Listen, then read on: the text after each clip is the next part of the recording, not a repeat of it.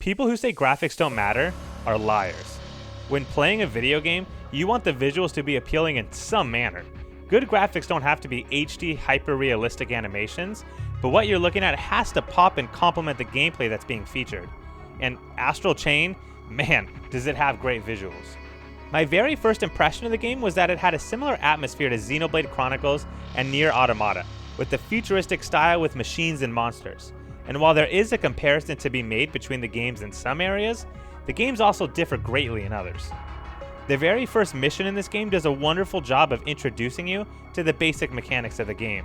From the get-go, you're introduced to a great motorcycle section, meant to show off the high intensity of the situation, as well as the desperation the characters are feeling as they fight the enemies.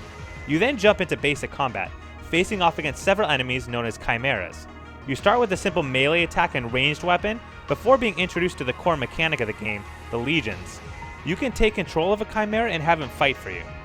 While the complexity increases as you progress through the game, the basic way to control the chimera is through choosing whether to send him forward, keep him close to you, and when to release and pull him back from the battlefield. This is just the basic premise, however, and as you progress through the game, you slowly begin to learn just how expansive the combat system can get. Simple things such as movement of your captured chimera can be crucial to battles, and as your journey continues, you gain access to new legion styles, such as arrow, sword, axe, just to name a few. I won't spoil them all, but there's a couple more besides the ones I mentioned, and each one comes with their own strengths and weaknesses that can be tailored to your game style. Combat is one aspect, but you also use your legion to platform through the level as well. There are times when you have to move both your legion and yourself simultaneously, a skill that may take some getting used to. You essentially control two different characters at once. I would describe your legion as being half autopilot. It can function on its own, but it's much more useful if you take control at times to get certain combos, such as tying enemies up or landing combo hits with your legion. Combat and platforming are not the only two gameplay components in Astral Chain either. There is also an investigative component, which is slow but interesting. Sometimes it involves you looking for clues as to what chimera is wreaking havoc. It may also involve you trying to catch criminals or eavesdrop on other citizens and officers in the area. However, unlike some games, Assassin's Creed, it makes these missions interesting, commonly using your legion to sneak into conversations and find hidden secrets. And on top of all of this, there's smaller things you can do as well, including cleaning your legion so they fight better, training at the home base, taking pictures to update files, and so much more. The game is littered with smaller activities you can take part in, and though it isn't necessary to beat the game, it breathes life into it. What's cool about everything that I've mentioned so far is that it's introduced to you gradually. This is not all thrown at you at once like some games do, and it's not too far spread out to where it feels boring. As soon as the basic mechanics get stale, it adds on another layer of gameplay and activity, and this continues throughout the game. You never get fully comfortable, which is exactly how a good game should be. The combat system starts off simple, but builds up to become very expansive and detailed by the end of the game. Within the prologue, the game opens up to you about the exact story. Chimeras have essentially taken over the entire world, kidnapping everybody except for a small population taking refuge on an island.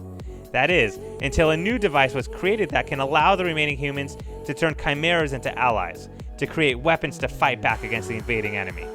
Admittedly, the story didn't make much sense to me in the opening cutscenes, but it slowly opens up as the game progresses, and after the first two files, you start to have a better idea of what's going on. Don't expect this to be a game that is crystal clear right out of the gate though. There is a bit of a learning curve to the world, as it differs mightily from other games. Mission links are fairly substantial, and are broken into several parts. The meat of this game for me came through the boss fights, each of which required you to learn several patterns and figure out the best attack to use to counter the boss. Boss fights could be challenging, but nothing in this game struck me as overwhelming, especially once you learn the best method of taking down each boss. Yet nothing feels stale, and it's not a combat system that feels repetitive as you get further into the game. And my god, can we just talk about the soundtrack for a second? I mean, this game just has one of the most futuristic, sexy soundtracks I've heard from a Nintendo Switch game so far. I have to admit, this game flew under my radar until I saw a trailer a few days before it came out, and I'm glad I decided to pull the trigger on this one. It does a good job of feeding you new information as you progress through the game, and it doesn't get stale or plateau in terms of variety.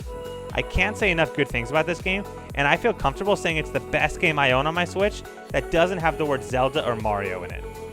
And even if you count those, it still could very easily be a top 5 game on the Switch right now.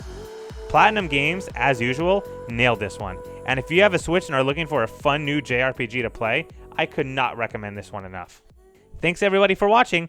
I'm not gonna lie, I suck at making these consistently.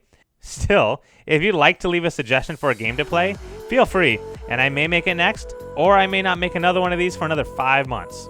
We'll see, but I'll do my best. Thanks, and see you guys in the next one.